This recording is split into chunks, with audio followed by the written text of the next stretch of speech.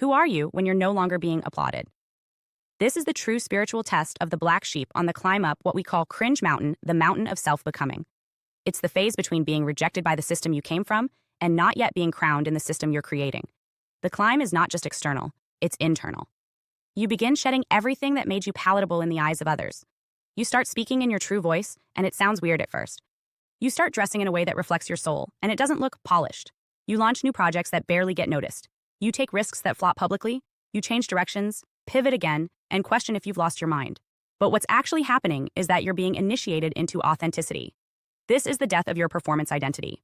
The version of you that was built to survive, to please, to blend in, or to earn love. It's the death of the illusion that success comes from being liked, understood, or accepted. Because for the black sheep, true success doesn't come through acceptance. It comes through alignment. And alignment often looks awkward before it looks powerful. Many black sheep report this exact sequence. A radical download of purpose, followed by a wave of awkwardness, embarrassment, or even identity collapse. They say things like, I used to know who I was, now I don't. I feel cringy, like I'm trying too hard. I don't feel cool anymore. That discomfort is not a mistake. It is the required destabilization of your old self. It is the in-between stage that separates the curated identity from the embodied one. No one talks about it because everyone is terrified of being seen as a failure. But this is exactly where your future self is born, in the humiliation, the silence, and the confusion of becoming real. And here's what no one wants to say. The death of cool often looks like failure in public. Not because you've failed, but because you've outgrown the false structure that once rewarded your conformity. Your career might stall. Your image might take a hit. You might post something that gets 6 likes when it used to get 600. You might show up on camera sounding unsure. You might create content that makes people unfollow you.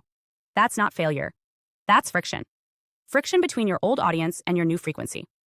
Let's be honest, the algorithm does not reward spiritual growth. It rewards consistency, predictability, and patterns. But growth is none of those things.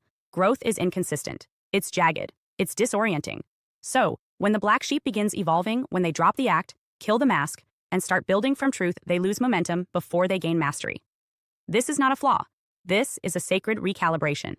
And it comes with grief. Real grief. Because the death of cool is also the death of familiarity. The version of you that your family tolerated, your peers praised, or your community supported, that version no longer exists. And there's no guarantee who's coming with you into the next phase. That's why this is so painful. You're not just becoming new. You're losing the world that existed for the old you. You'll question everything.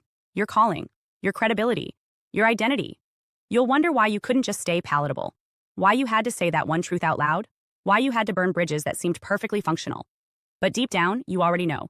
Those bridges were never meant to lead you to your destiny.